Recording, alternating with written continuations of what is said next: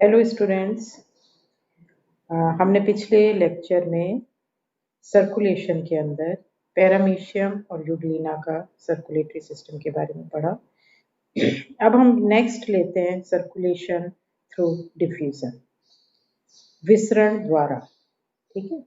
निम्न श्रेणी के बहुकोशिकीय प्राणियों में खाद्य पदार्थों का वितरण, गैसों का आदान प्रदान, उत्सर्जन आदि क्रियाएं विसरण विधि द्वारा पूरी होती हैं।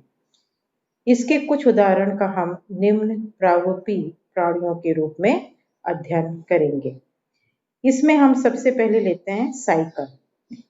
साइकल में विभिन्न कोशिकाओं तक उपयोगी पदार्थों का वितरण एवं अपशिष्ट पदार्थों का हटाने का कार्य विसरण विधि द्वारा पूरा होता है। इसके लिए साइकल में एक विशेष तंत्र पाया जाता है जिसे नाल तंत्र कहते हैं या कैनाल सिस्टम कहते हैं।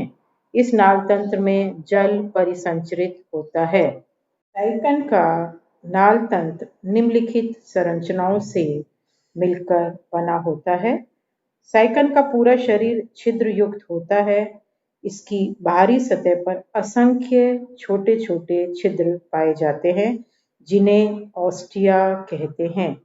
ये छिद्र अंगुलीकार नालों में खुलते हैं जिन्हें अंतर्वाही नालें और इनकरेंट कैनाल कहते हैं। ये नालें अरीय नालों के एकांतर पर पाई जाती हैं तथा प्रोसोपाइल नामक छिद्र द्वारा अरीय या कक्षाभी नालों, जिसको हम कहते हैं रेडियल कैनाल्स और फ्लैजिलेटेड कैनाल्स में खुलती हैं। अरीय नालें कक्षाभी कोशिकाओं का कोएनोसाइट्स द्वारा आस्तारित रहती हैं। अंदर की तरफ से कोएनोसाइट सेल से आस्तारित रहती हैं। ये अरीय नालें एपोपाइल नामक छिद्र द्वारा बहिर्वाही नालों एक्सकरेंट कैनाल में खुलती हैं। बहिर्वाही नालें एक्टोडर्मी कोशिकाओं द्वारा आस्तारित होती हैं तथा स्पंज गुहा और स्पंजोसील में खुल जाती हैं। इसका भी हम चित्र देखेंगे। स्पंज गुहा साइकन के शरीर के मध्य में पाई जाती है तथा शीर्ष पर ऑस्कुलम नामक छिद्र द्वारा बाहर खुलती है। इस नाल तंत्र में अरीय नालों में उपस्थित कक्षाभी कोशिकाओं द्वारा निरंतर जल प्रवाह बनाए रखा जाता है जो निम्न मार्ग से होकर गुजरता है। कैसे आता है जल? सबसे पहले ऑस्टिया, फिर अंतर्वाही नाल, फिर प्रोसोपाइल, फिर अरीय नाल से एपोपाइल, एपोपाइल से बहिर्वाही नाल, फिर स्पंज गुहा और ऑस्कुलम के बाद ये बाहर निकाल दिया जाता है।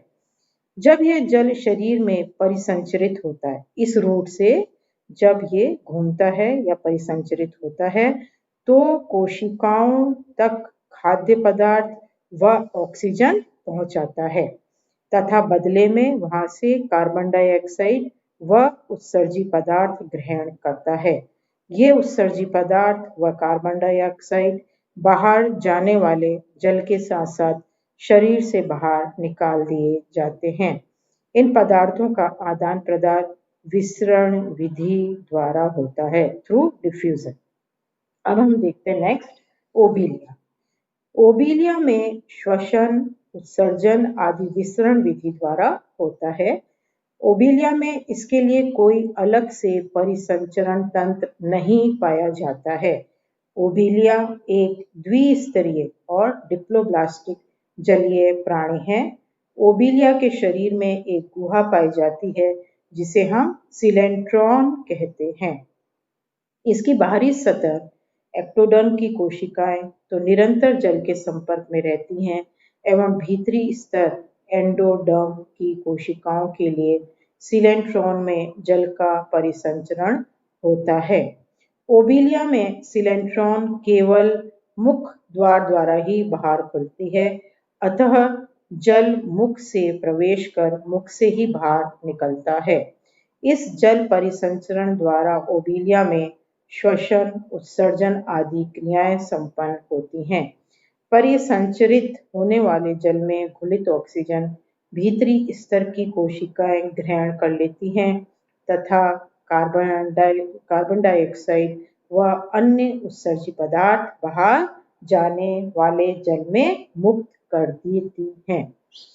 इस तरह ओविलिया में श्वसन व उत्सर्जन की क्रिया सीलेंट्रॉन में परिसंचरित होने वाले जल के माध्यम से विसरण विधि द्वारा संपन्न होती है। अब हम लेते हैं नेक्स्ट इसमें फेसियोला। यह एक अंतःपरजीवी प्राणी होता है। इट इज एन एंडोपैरासाइट तथा इसमें भी परिसंचरण तंत्र का अभाव होता है। इसमें श्वसन तो अवायवीय होता है परंतु पोषक पदार्थों का वितरण तथा उपापचयी क्रियाओं के फलस्वरूप बनने वाले अपशिष्ट पदार्थ विसरण विधि द्वारा प्रसारित होते हैं। फेसियोला में पोषक पदार्थों को ग्रहण करने के लिए आहार नाल पाई जाती है। इसमें आंत्र अधिक विकसित एवं शाखित होती है। ये शाखाएं मीजनकाइमी कोशिकाओं के बीच बीच में फैली रहती हैं। अतः पोषक पदार्थ इन शाखाओं से विस्तृत होकर मीजनकाइमी कोशिकाओं में प्रसारित होकर अन्य कोशिकाओं में वितरित कर दिए जाते हैं। इसी तरह अपशिष्ट पदार्थों को एकत्रित करने के लिए मीजनकाइमी कोशिकाओं के बीच बीच में ज्वाला कोशिकाएं और फ्लेम सेल्स उपस्थित होती हैं जिनके कूटपादीय प्रवर्ध मीजनकाइमी कोशिकाओं के बीच बीच में फैले रहते हैं जो विसरण विधि द्वारा अपशिष्ट पदार्थों को ग्रहण कर उन्हें उत्सर्जित करते हैं। इस तरह भोजन वितरण एवं अपशिष्ट पदार्थों का संग्रह विसरण विधि द्वारा ही संपन्न होता है। अब हम नेक्स्ट एनिमल लेते हैं टीनिया। टीनिया में किस तरह से होता है ये हम देखते हैं। टीनिया सोलियम फेसियोला की तरह ही एक अंतःपरजीवी प्राणी होता है जिसमें श्वसन उत्सर्जन एवं पोषण जैसी क्रियाएं विसरण विधि द्वारा संपन्न होती हैं। क्योंकि इसमें परिसंचरण तंत्र का अभाव होता है इस समय तक परिसंचरण तंत्र का विकास नहीं हुआ है। टीनिया में आहार नाल का पूर्णतः अभाव होता है क्योंकि यह मनुष्य की आंत में रहता है जहां पचा पचाया भोजन उपलब्ध रहता है। अतः यह पचे हुए पोषक पदार्थों को सीधे सामान्य सतह द्वारा विसरण विधि द्वारा अवशोषण कर मीजनकाइमा या पैरेन्काइमा की कोशिकाओं में भेज दिया जाता है। यहाँ से विसरण द्वारा पोषक पदार्थ पूरे शरीर में वितरित कर दिए जाते हैं। इसी तरह उत्सर्जी पदार्थों को एकत्र करने का कार्य फेसियोला की तरह ज्वाला कोशिकाएं करती हैं। यह कार्य भी विसरण विधि द्वारा पूरा होता है। Thank you. ये देखिए साइकन का नाल तंत्र जिसको हम इस तरह से आपको बता सकते हैं।